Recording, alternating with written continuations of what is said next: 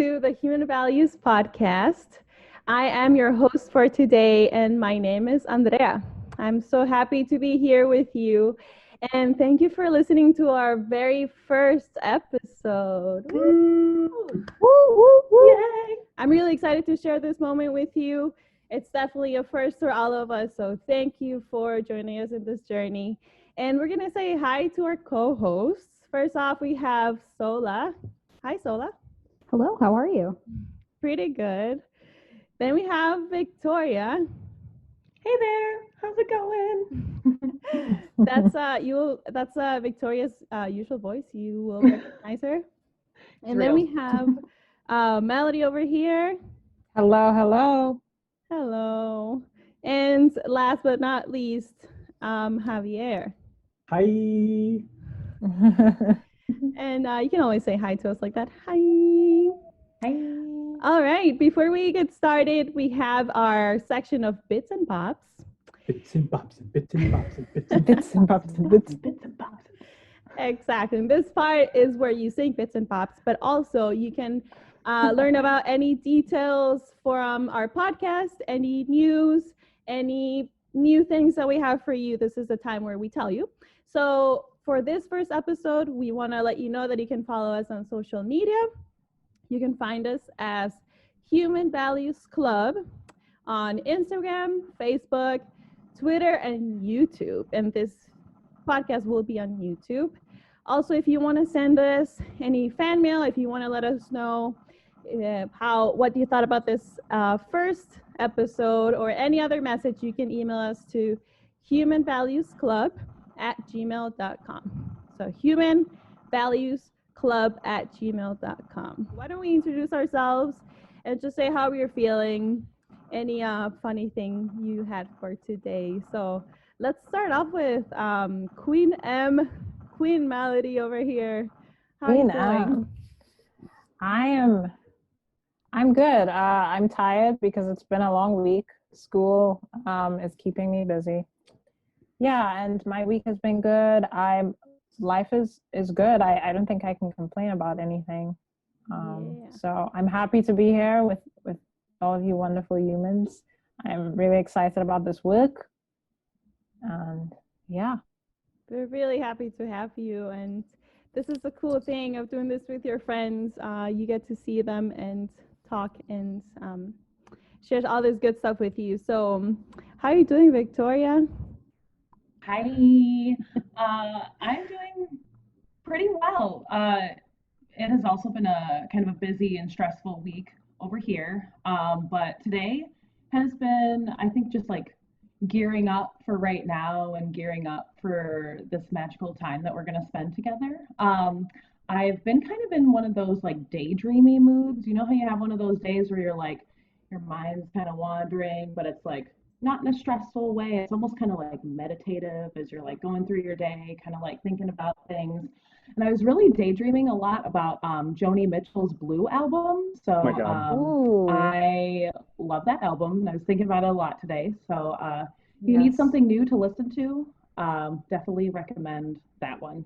But yeah, that's where my mind has been today with Joni Mitchell. Mm-hmm. We're with you, Joni. We're with you, Joni. How are you doing today, Javier? I'm doing pretty good. So we just finished our first week of remote learning in the new year. So I'm a high school teacher, high school music teacher, and it's been an interesting experience adapting to remote learning. And getting my students to say anything has been a great challenge. But I have discovered lo-fi Zelda and lo-fi Pokemon songs with my students, which has been fun.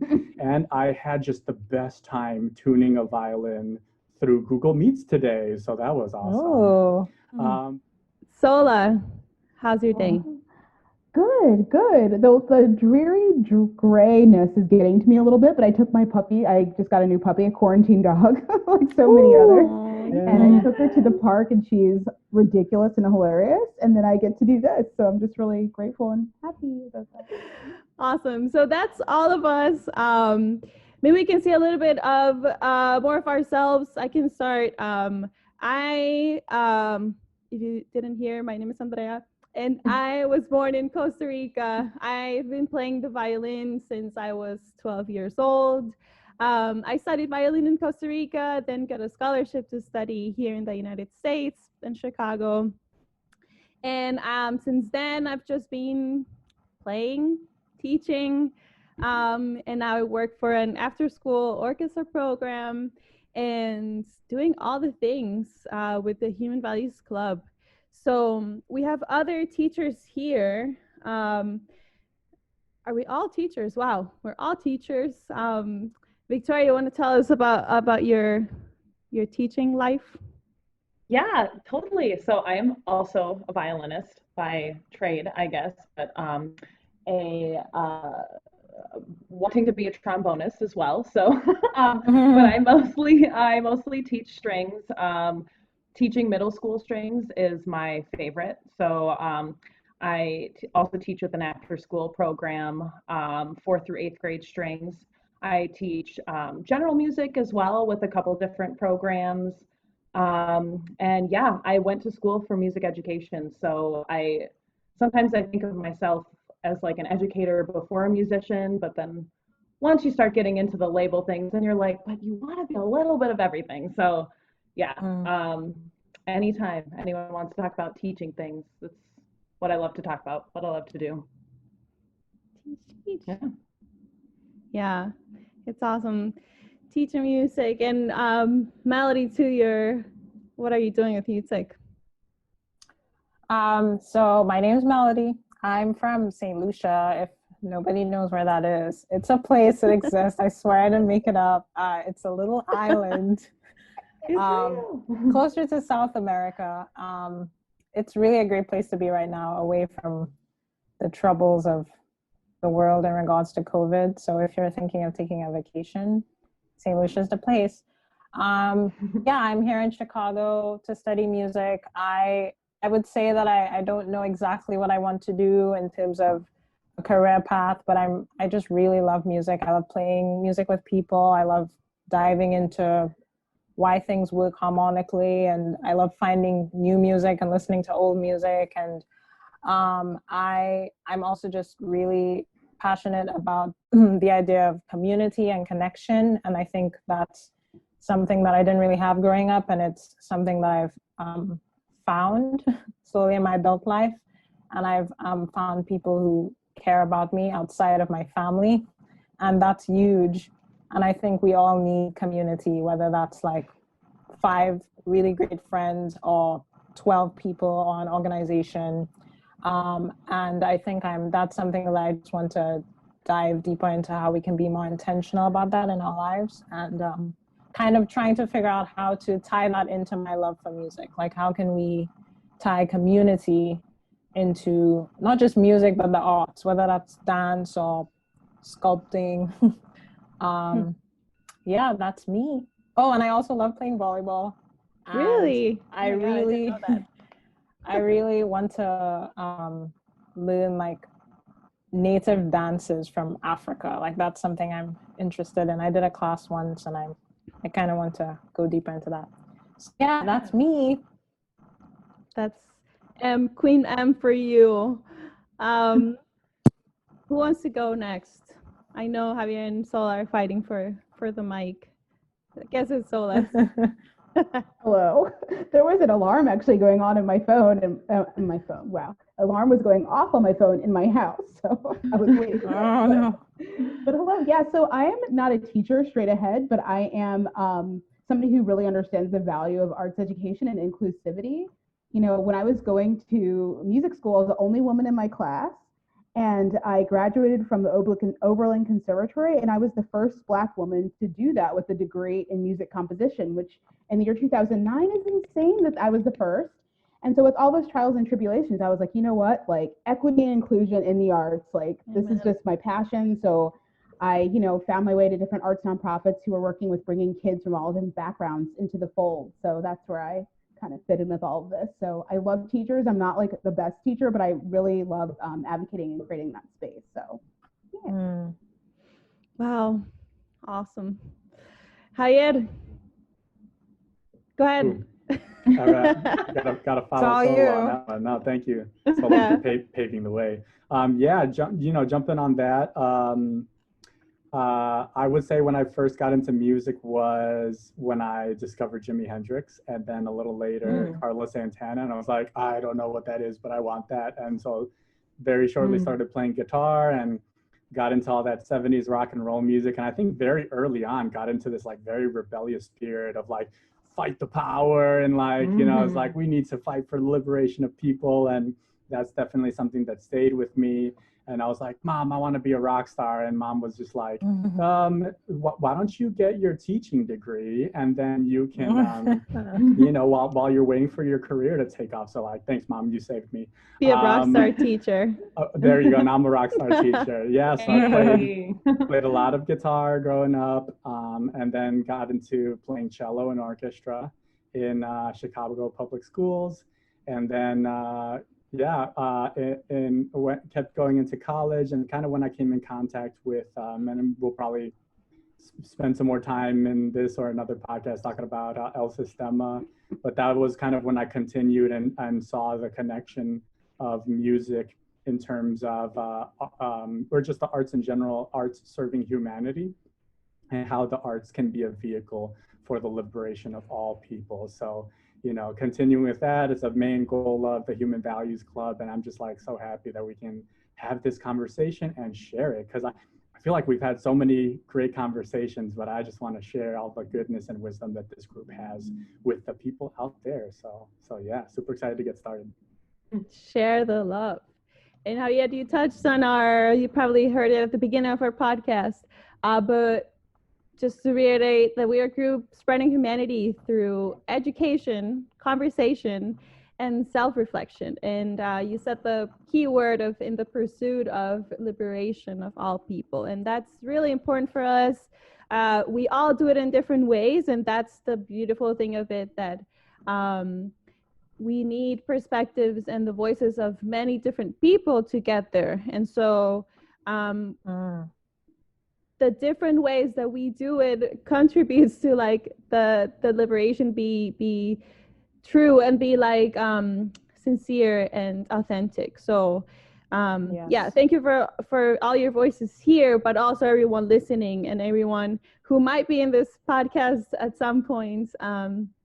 We need you, and your voice is important. So just a reminder for that, and for all of us, I know sometimes in the day-to-day we might get caught up with our stuff and it's easy to lose that from our minds. So awesome. So now that you know a little bit more of us, we'll keep talking about ourselves, don't worry, we like doing that.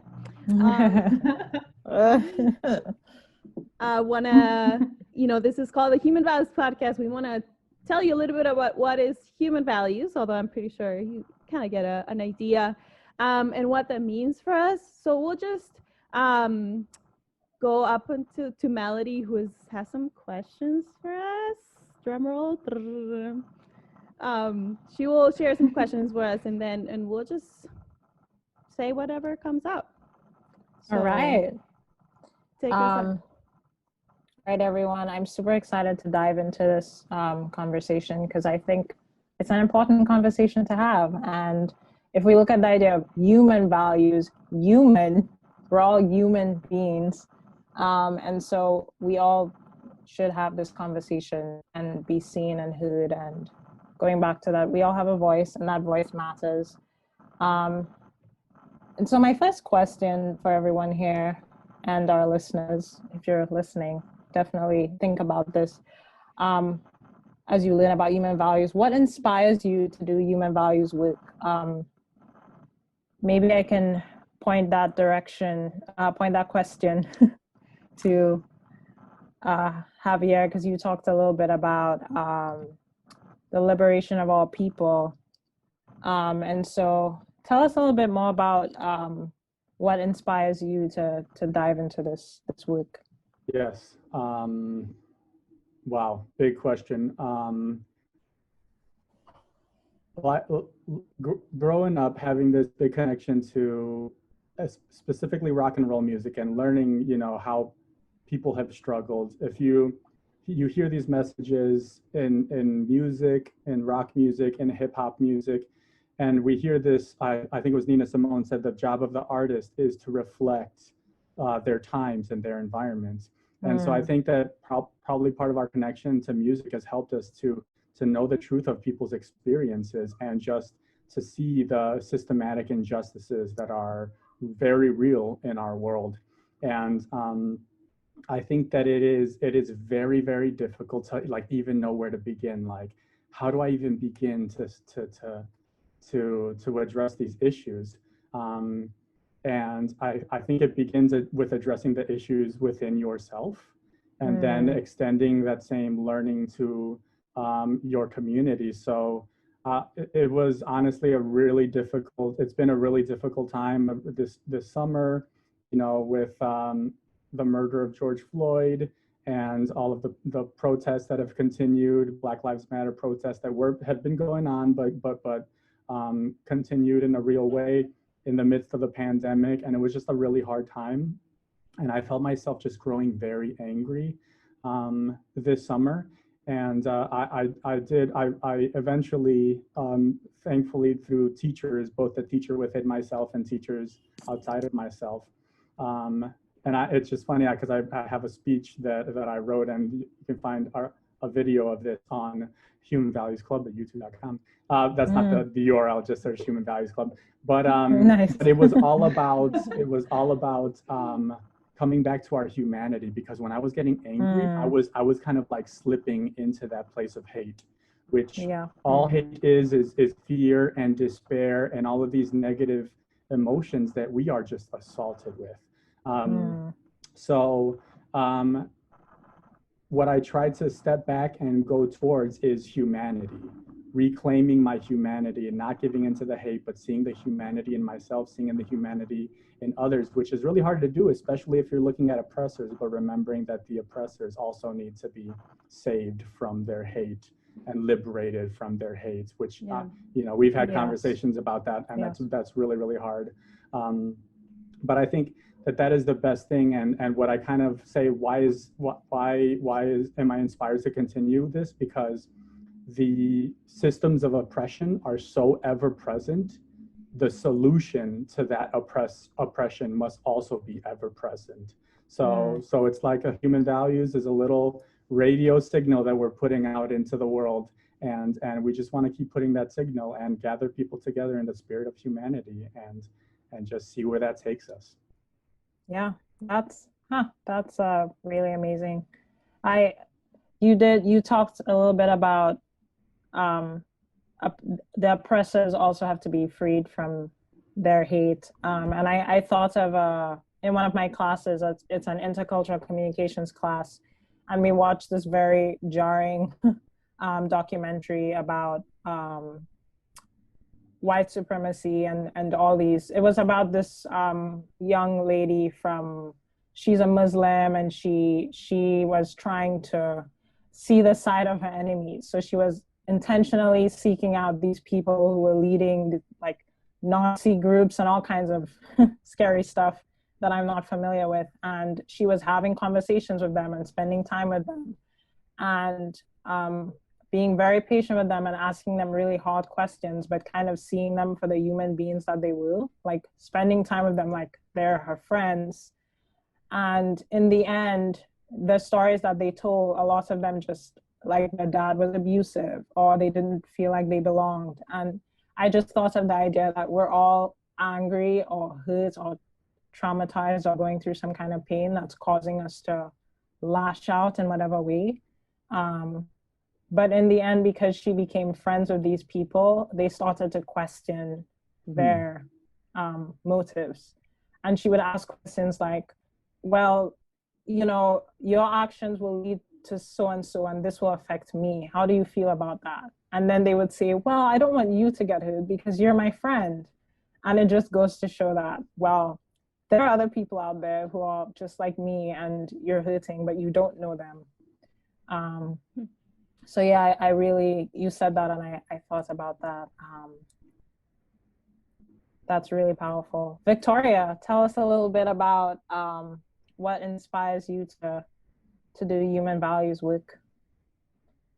So, in addition to all of these lovely humans on this call, on this recording, on this podcast, and the people in our group of friends, I was actually reminded about what inspires me when Javier was talking about humanity. And I know we talk about this a lot in the Human Values Club, like everyone, you know, when you have something to work on, or if you're trying to improve something about yourself, or improve your heart, improve your soul, improve your mind, you know, we talk about in human values that you're trying to almost like be who you were almost, or not almost, be who you were always meant to be.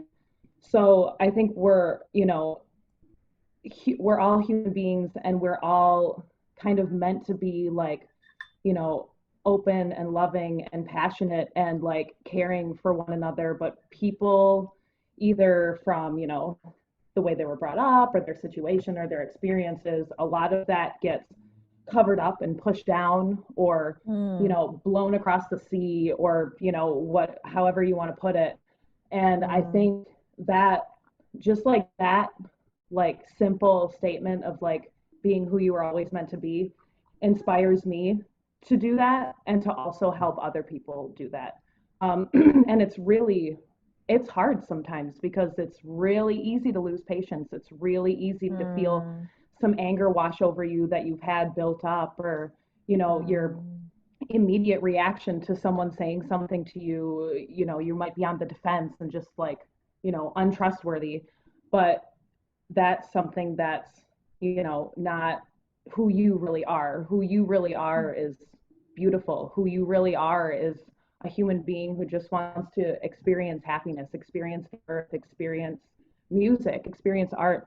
So just like that idea really pushes me forward, and especially during this time, and there are a lot of people showing their true colors, and you just want to be like, what are you doing? This is not how we can be treating other people and treating yourself. So as a teacher, I try and keep that in mind, like being the person who, you know, I was always meant to be, and helping the little ones become who they want to be, and who they, you know, being their person that inspires them. Like you can always have someone who inspires you, but if you are that person for yourself, like boom, you've got it. So yeah, I think other people, and people who want to spread the humanity and spread the love, inspire me to push forward, and to help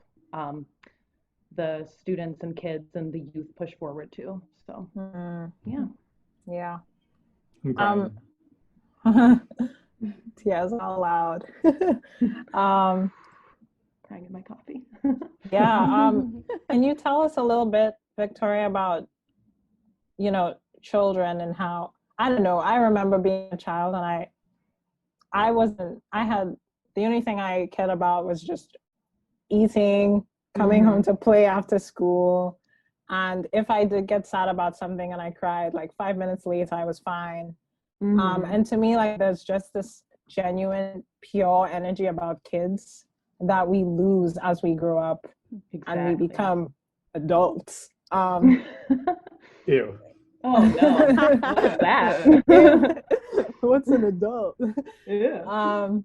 Tell us a little bit about maybe how children bring across what they bring to humanity, and how that in your everyday life, how that reminds you that your true self is there always. I think that's, I mean, you said it, like they're so pure, and it's like before they get any of that kind of like the societal norms pushed on them, or these like society rules or habits, which are not real. Society makes those up, you know, how that goes. But before they get any of that washed on them, you know, it's like you said, They come home, they want to eat food, they want to hang out with friends, they want to, you know, read a story with their parents, they want to roll around in the grass with their dog. And those things are kind of what like connect us as human beings. You know, we all have somewhere deep inside of us, maybe some of us have more, some of us have less, but we all have that like love for animals, right? So like, you know, or we all have that like hunger to have something really delicious after a long day. Like it's really interesting because I think about this a lot, thinking back to like being who I was always meant to be. Like when I was younger, I was like the same way, just like always happy, always silly, you know, always like, you know, singing a song, being like, woo, let's, you know, I don't know, just it's hard to even remember, which is kind of sad, but just like always hugging people, always saying I love you, always doing this and this and this. And then, you know, when things happen to you, or when, you know, there's that one person or those couple of people who just make you lose your trust in people altogether, it's really hard to come back out of that, because for some reason, you know, human beings are sensitive, so we're going to take that hard. So when you're an adult, there's also the beautiful thing about being an adult is you can go back to that feeling of just utter love for everybody, that feeling of just pure joy and having just a cup of your favorite chocolate milk, or for me it's coffee now, but you know, as an adult we can find the way to get back to that. We can find the way to be like, you know what, I'm not gonna get angry, or I'm not gonna be skeptical of every new person I meet because I'm gonna worry that they're, you know what I mean? Like you can, there's something powerful in being old enough to realize what society has done to us as a whole. You know what I'm saying? Yeah. So I think that's kind being childlike. Yeah, that's I think that's the word that comes to me. Yeah, exactly. And it's awesome having a group of people in your life that kind of help you to do that. So very thankful for the people on this podcast right now, because they definitely helped me to do that and are still helping me to do that. So yeah, love you guys. I was just thinking that the more I've grown to know all of you, I feel like there's a childlike piece that comes out for different things. Like how excited Javi gets when we're playing Minecraft, or Victoria when she's like making a really good meal. I don't know, it's refreshing because it makes me feel like I'm little again, and I'm like playing with my friends, and there's a beauty in that. All right, I would like to jump to another question, unless somebody feels very inspired to add to what we've talked about so far. I'm feeling inspired, if that's yes, okay. Please. Queen. I just it's interesting that you mentioned that, Victoria, because recently in Costa Rica, and maybe in other countries, but I know of Costa Rica, was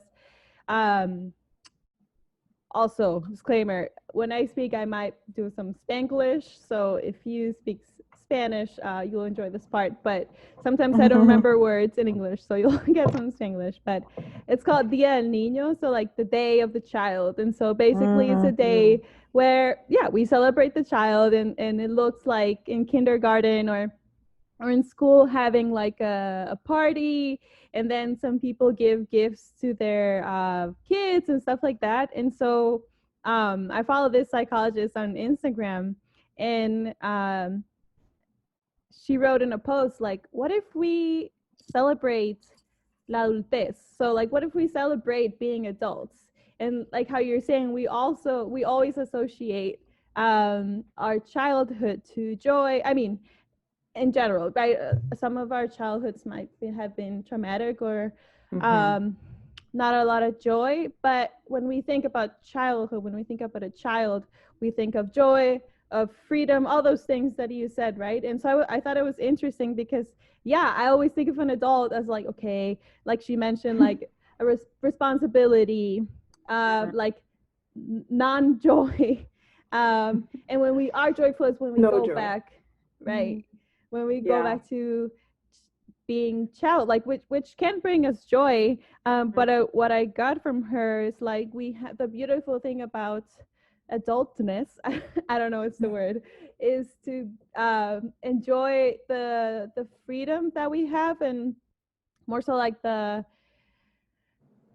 power or the what we have to grow in the way that we want, or get do nice things for ourselves, or the freedom we have over ourselves, over our lives. And so I mean, I'm still like trying to process that and like how to apply that in every day. But I think it was something interesting of like how to find joy as an adult and enjoy the time of life that is what it is, and not like being all the time like going back to, oh, I want to be, like older people want to be younger, and children want to be adults, and all this stuff. And I know we all do this, but I thought it was an interesting insight on that. And talking about inspiration, if I can go in some story time. Story time. Yes, the story time. Yeah, we should have like a button like story time. Exactly. We should all have goofy hats that we put on for story time. Oh, like transition mode. I just have plans. But You just got plans. I just have plans. When I moved here, part of my scholarship was to teach children in an after-school program, and I really had a hard time, like a really hard time. My mom is a kindergarten teacher, and so I would call her, even though I was working with elementary school kids, I would call her every day like, Mom, actually I was in the dorm, like the dorm you are right now, Melody, and I can remember calling her from there like, Mom, I don't know what to do. In the exact room that I'm in. In the exact room. What? Nah. Like, Mom, what should I do? Like, the kids don't like sit down. Like, I don't know what to do with them. They're kids. They're being kids. But for me, I was like, I have to control them. And like, I have them like to sit them down, and they have to listen to my theory lesson that I prepared, and all this stuff that when we start teaching. And so I would cry basically every day when I came back from that internship. And I was just like, this is not nice for me or for the kids. Like, I was really, education for me, or like teaching, I was just like, I don't want to deal with that. My mom was a teacher, so I was like, yep, I'm not doing that. And this experience means like, it's showing me that, I shouldn't go into that. Until I went to Thailand, and we'll probably talk about this in another episode, but I went to Thailand to get a certificate in education and human values at the Satya Sai School in Thailand. And when, I don't know if I share this story with you, but the first day that I got there, of course, I brought a violin. And so we were going into the school, and then all these kids just started like running towards me, and I'm like, oh my God, I don't know you. And here in Chicago in United States, I noticed that it was very like you don't touch kids, or you don't like give a hug or something. And so I was like in that mindset. I'm like, oh my God, these kids are coming towards me. Like, what do I do? What do I do? Exactly. And so they kept like pointing to the violin, and I was like, okay, I guess they want to play the violin. So, and I was nervous because, a violin, and then like all these kids on it. I'm like, oh my God. But I felt like a ledge, like una escalera, what is that called? Stairs, yeah. And I put the violin, opened it, and I hadn't even opened it all the way. They're already like grabbing the bow and like oh no, the violin. And maybe I can share a picture with y'all later. But then this kid like grabbed the violin, and the other one grabbed the bow, and was basically like playing, like playing for that kid, like it was so awesome. I was half scared that they were gonna do something with the violin, half really surprised that I hadn't even like met these kids. Like I haven't even they don't know who I was, I don't know who they were, and they're already like, oh my god, let me play this violin. And it was not even that experience, that moment, but also, you know, I was there teaching orchestra and things like that, and they just they were so eager to learn and so happy to learn and to be there. And so that's when I was like, okay, there is a way for teachers and for students to be happy about their learning and their growth. And I always thought that it had to be like painful and not fun. So yeah, that's when I realized I'm gonna make this, you know, a core part of my life, my personal life, but also my teaching life and how I view education. And yes, I hope y'all can go to the school at some point. But that's beautiful. I want to be 5 again. No, I'm kidding. I want to be 5 right now, but in my normal body at this age. I want to have like a 5-year-old spirit is what I want to see. Spirit, yeah. Yeah, speaking of spirit, I spoke to a mentor of mine, and I was telling her I was having a hard time with visualizing my future goals in life. And anyway, in the end, she prayed for me and she said, I hope that you have freedom of spirit. Anyway, and you said that Andrea, you spoke about how everybody was happy to be there and eager to learn. And I think of how our spirits want to be free and to just be. And there are so many obstacles in systems and education and culturally that are preventing our spirits from soaring. It's like we're in a jar. And if our spirits can soar, there'll be so much beauty, so much joy and creativity and fun in life. And obviously there'll be other things like tears and anger, but because there is so much joy, it will just balance itself out kind of. And that's beautiful. Thank you for sharing that story. Anytime. I want to pose this question to anybody who wants to jump in, because I think Andrea's story is a really good road into this. Why human values work is critical right now. Just briefly, I can share a little bit. For me, I think just everything that I'm learning. I'm from St. Lucia, and we have culturally there are a lot of things that when I came here I had to adjust my way of thinking to fit in to everything that I was experiencing, to not fail, to not lose my scholarship, to get good grades. And I wasn't prioritizing my well-being and myself. I was prioritizing this thing that I was serving, which was larger than me, that I could not understand.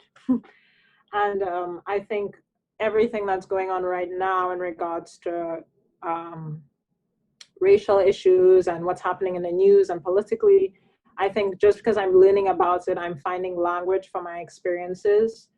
And I think I need a language for the things that I value.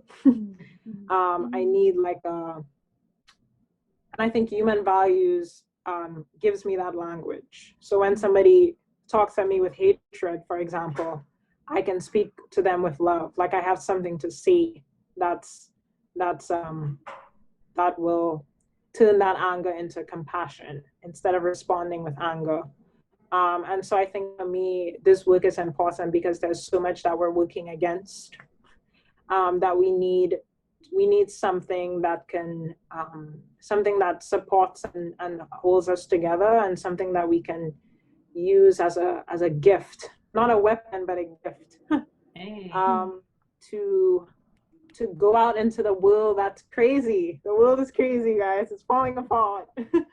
And so I think of human values as the gift that we can give to the world. And we need to give that gift. It's kind of in our closet right now, hiding, all wrapped up. And we need to like grab it and go out there and share it with other people. So for me, that's why I think that's where I stand. Thoughts on that?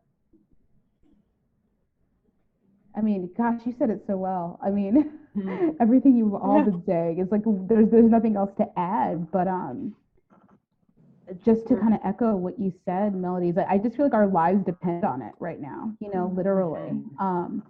And every now and again, I read some like weirdo Zen people from like the 60s and 70s. I was reading a book by Alan Watts the other day, and he was talking about how, you know, nobody actually gets liberated alone because we're all interconnected. So nobody's truly going to be enlightened unless we all are. And I was just thinking about how, you know, just thinking about like how you have to see the humanity in the oppressor and how the oppressor needs to reclaim their own humanity in order to see their own. And how we're all just locked in this horrible pattern together. And like some people are, you know, on top or benefiting. But if you look at just the state of our country now, because of this division, everyone in our country is suffering. We're all living under lockdown. We're all getting sick and dying because we're not coming together. And so I just feel like this work as a means of just helping everyone liberate themselves as individuals and then hopefully plant a seed to be able to see everybody. As being beautiful and valuable and connected is like our lives depend on it. Our lives just do. Yeah. Go vote. Go vote. Absolutely. I'll jump onto that and just say, you know, first of all, what a great conversation. And you're all inspiring me too, because yeah, it's just like so easy to get angry. And maybe I spend way too much time on Twitter or I don't know, but it's just like, yeah, everything is made to divide. And just this new awareness of like, yeah, like there is no separation. We are all the same. Everybody wants the same thing. We all want things to get better.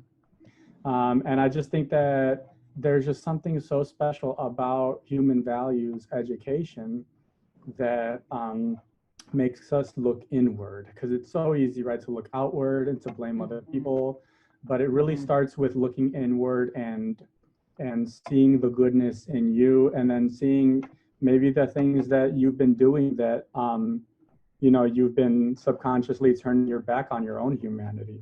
And then so how can you, you know, reconnect with that part of you, that deep part of you, that humanity, spirit, whatever you want to call it, that we all have and we all have access to, and turn away from the lie, the obscenity of that there's not enough, of that, you know, of the dehumanizing language that people use to put each other down, and see each other as our brother and sister and gender non-conforming siblings keeper.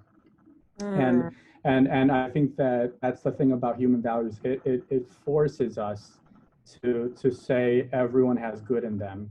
It forces us to say that you have the power to be a great example to the people that are around you.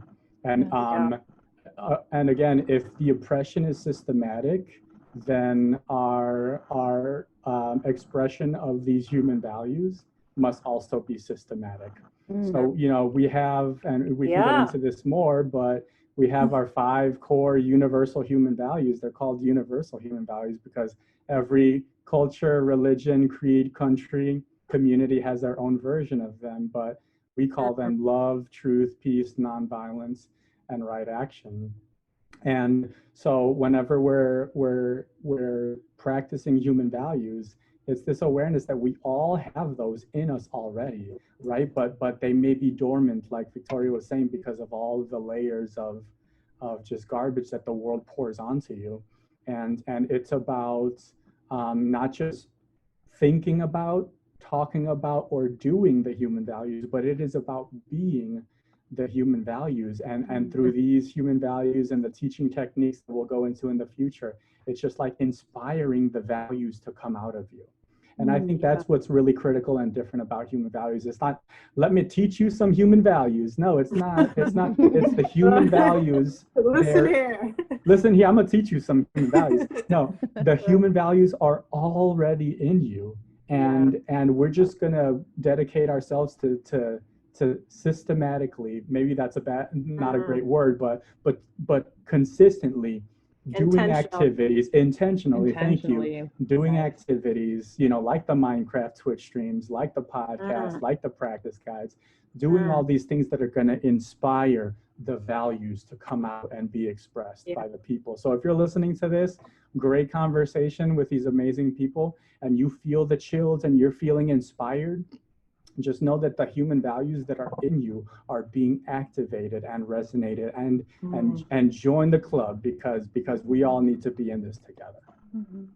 Yes. I just thought of that episode for Avatar fans out there. I'm thinking of that episode where I think it's in the last book, where they're in this little village near a river, and I'm forgetting names. What's her name? Katara. What's her name? Katara pretends to be the spirit lady, and the river's polluted and whatever. And in the end, when she like reveals herself and she saves them from the bad guys, and she tells them that they have to, they're like, now what? Well, you saved us, and we've realized that you're just a normal person. And she tells them, or somebody says something about, well, now you can just clean the river. That's what you do next. Anyway, so I'm thinking of the idea that the river is life, and we're all sharing this river. We're all in this life together at this period of time. Old, young, middle-aged. And right now our river is polluted with all this garbage. And the river has all the minerals and good things that we need for life, for the trees to grow, for the fish to thrive. And those minerals and good things are the values that are within us. And we need to clean up the river. We need to get rid of all this trash, man, so that we can see that life thriving. Go watch that episode, or the entire series. I believe it's called The Painted Lady, if you're looking for it. Oh, yes. Yes. Beautifully said, Melody. Yes, that should be like a clip where for the beginning of the episode. Yeah, there you go, Sola. Or you can start playing the Avatar theme right there.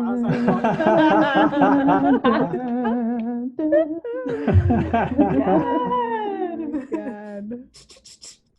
We're having a great time. That's the end. That'll be at the end of the episode.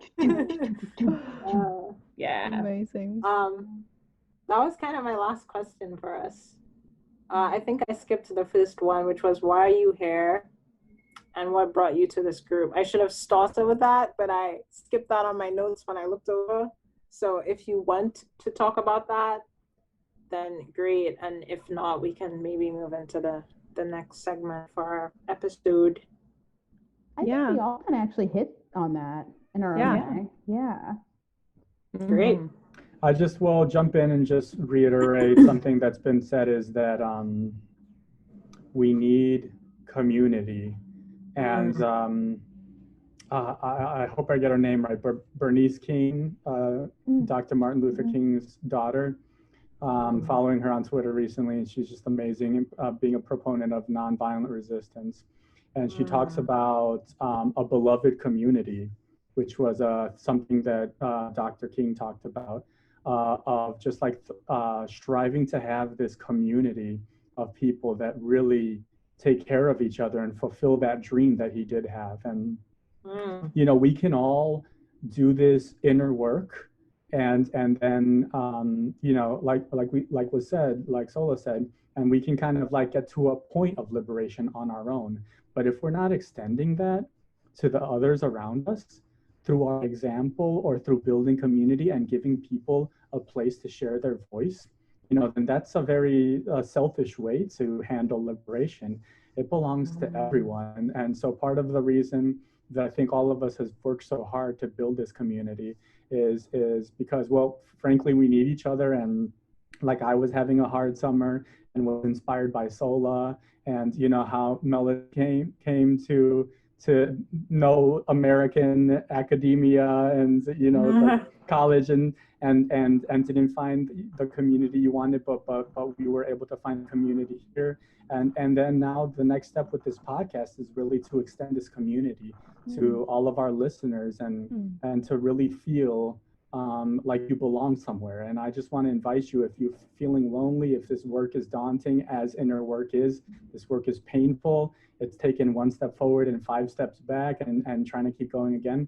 It's always better when done together. So I really encourage you to be part of our community, and I'm just so thankful for the 4 of you being part of this today, and excited to see where we go with this podcast and with the Human Values Club in general.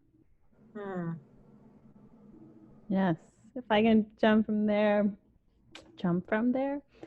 I need to learn these phrases. But yes, I was telling Javier today that, you know, this is really out of my comfort zone, and I know in myself I need to put myself outside of my comfort zone, because if not, I just stay there, and it feels I heard this from someone that I follow, I can't remember her name, but the pain of like staying of like not growing is more painful than what the pain that you have to go through while you're growing, you know, knowing that you have this potential, or knowing that, you know, like Javier said, like those chills, or like you resonate with something, and then either out of fear or out of anything else, you are like, ooh, I know that interests me, but I'm scared, or it feels like too much. Keeping that inside is more painful than actually, you know, doing it and going through the process. So as I was telling Javier, this is, I was nervous, and I know public speaking and just speaking these kind of places is difficult for me. But as you said, Javier, I've been doing this work, and I know part of it is to share with other people. And like going back to that question of why is it critical, when I get like hopeless and just see everything that is happening, and then I'm like, oh my God, what can I do? You know, besides like the things in this moment, like supporting organizations or like calling representatives, things like that, doing my part in that way. I'm like, okay, what long-term thing can I do, you know, about this? And I always, again, go back to the children, and go back to starting since the beginning, since they really since they're in the womb, but I can't do much about that right now. But starting with school and kindergarten and everything, and telling children, or let me say, showing children that they have this inner goodness, and that they have this power inside that they can use, and to always listen to that inner teacher. And so I always come back to children. That's why I think it's critical. And even though there's things that we can do now with us grown-ups and the people older than us, for me, that's the long-term impact. And we'll see. I'm happy to be wrong, but I trust in children, and I trust the young voices. And so it's kind of like you're not in control. You just show children like, okay, this is what you got, and then like take your hands off, and then it just happens. And it can be scary, because children will find their way of doing things and their way of doing their part. So yes, it's like letting control go. But yeah.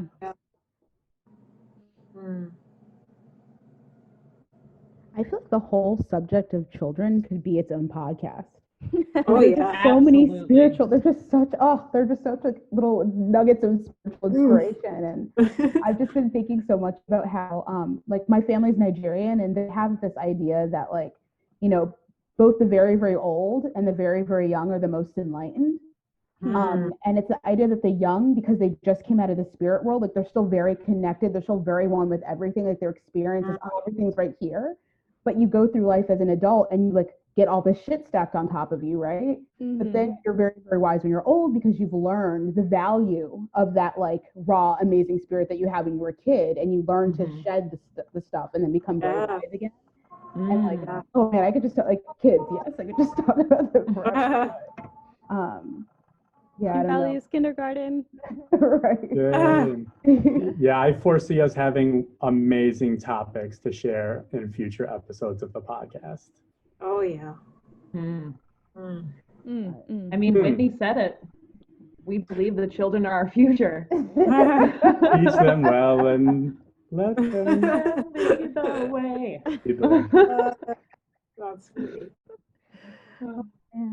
I 2 days ago, it was 7:30 in the morning, and I was decided, I'm going to ride my scooter to the practice rooms, but it was rainy and there was like some slips and slides, and I'm going on my scooter and then I just fall, and my scooter like flies away, and I'm getting up and my knee hurts and everything. And this one girl, she helped pick up my scooter, and she asked me if I was okay. And I remember in that moment, I felt so much shame from falling, and I couldn't even look at her to say like thank you, or I was just like, I'm scurrying away kind of. And then I was talking to my boyfriend Teal about it and telling him, I fell, and I had this moment where I was just trying to figure out why I was so ashamed of falling. Like, why did I feel this way? And then he did this exercise with me. He told me to close my eyes and imagine this cool girl on a scooter riding through campus, and she falls and she gets up and she's just full of life and spirit, and she's okay with falling. And then, do you want to be friends with that girl? And I was like, yes, I want to be friends with that cool girl on the scooter. Anyway, so it just kind of reminds me that children are like that. They fall and then they cry, and then they have all these scabs on their legs, and then they're still running around and ready to go 5 minutes later. It depends how bad the fall is, maybe a day later. But it's kind of it brings me back to the idea of being childlike. And I think part of the reason I'm here to answer the question is because I want to be okay with falling. I want to fall, just let myself fall, and know that there will be people around me, a good support group, a good community to pick up my scooter and ask me if I'm okay. But I don't have to be ashamed of being human, being a child, or falling. That I can fall. And that's what I think. No shame, no blame. No shame to blame. I think we got the new we got the next guest for our podcast. We gotta ask the Teal. Oh yeah. Want to join us sometime? So thank you so much, everyone, for this conversation, for sharing this time, and building the community and making more friends through this online world. As Javier said, part of the Human Values work is that we create practice guides, which are just what it means. A way to practice these human values in our daily life. We do lesson plans, which is more like for the classroom, and then practice guides is more for like ourselves. And we call it guide because, of course, it will look different for all of us, but it's just it's just like a direction to go and give you some feedback. Not feedback. To give you some guidance. To go ahead. So today we have a practice guide that Victoria is going to share with us. So you are free to go back and repeat this part in the podcast if you need to hear again. Also, if you would like to receive our newsletter, you can send us an email to, again, our humanvaluesclub@gmail.com. You can get one of these practice guides every week. So why don't you share with us the practice guide for this week, Victoria? Yay! Thank you, Andrea. So our practice guide, like Andrea said, we send a different one out every week, and each practice guide is related to a universal human value, so truth, love, peace, nonviolence, or right action. And then within that, we have the sub-value that we like to focus on, and that is the the word that we're going to use to kind of inspire the rest of the practice guide. So our universal human value for this week was right action. And speaking of humanity, that's our sub-value. Hey. So, hey, there it is. So our sub-value is humanity. And shout out to Javier and Magali and Elena. We all worked together to make this awesome practice guide for this week. So there's a section called the Thought of the Week on the practice guide. And the thought of the week is humanity first. Easy to repeat in your head over and over when you're feeling like, man, I just want to get angry at this person. Humanity first, right? And then the objective is to let our common humanity erode the illusion of separation. So erode that societal illusion of separation, right?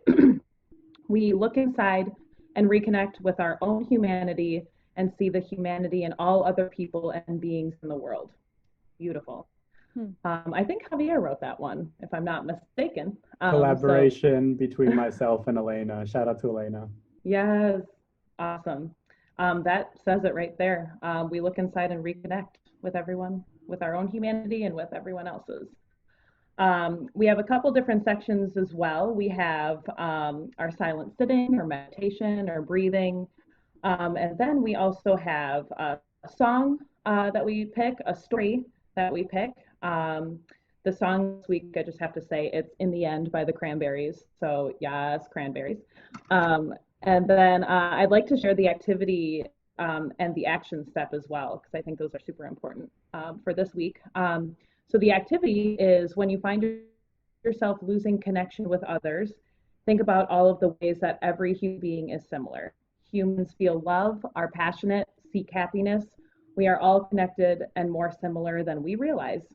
Reach out to a friend or loved one to discuss humanity. And you guys, we're doing that today. Look at that. A plus. A. And then I think that's going to be my word. A. That's when you know it's me when I'm clapping for someone. You'll just hear the A coming out of the background. And then our action step is something that we all can do that will help others in some sort of way. The activity is for you to do maybe with yourself, with a loved one, with your students. But the action step is going out into the world and helping someone out there. So this action step for this week is support businesses, restaurants, and shops that are family owned or run by people of color, as long as you do it in the safest way for you. Try a new food from a different part of the world, purchase a book from somewhere other than a chain store, or support a local small business in your area that was started by a family. So every one of us could do that, whether buy a book, go out to a restaurant that is unfamiliar to you, find a way to support other people, and then get some good food out of it, or learn something new, or a new experience, make a new friend. But yeah, and that is the practice guide for this week. So all of them are going to be set up very similarly to that, with just a different universal value and sub value. Awesome. Now go and practice. Go practice. All right. Well, thank you so much for listening to our first episode. I think it was great, and congratulations to all of you. If you enjoyed this show, this episode, please share it with your friends, share with your family, with person at your school, whoever, and just be like, hey, just listen to this. It's just a couple minutes, almost an hour, and share with your friends. You can rate us wherever you listen to your podcast or leave us a comment. And yeah, keep in touch. We will, grow this community by having your questions or inviting people to talk here. Of course, as you saw, we have some insight, but we don't know it all. So we also want to welcome people to share their own wisdom, and we can learn from them. So we want to be open to that, and hopefully we'll get some questions for you from you at some point.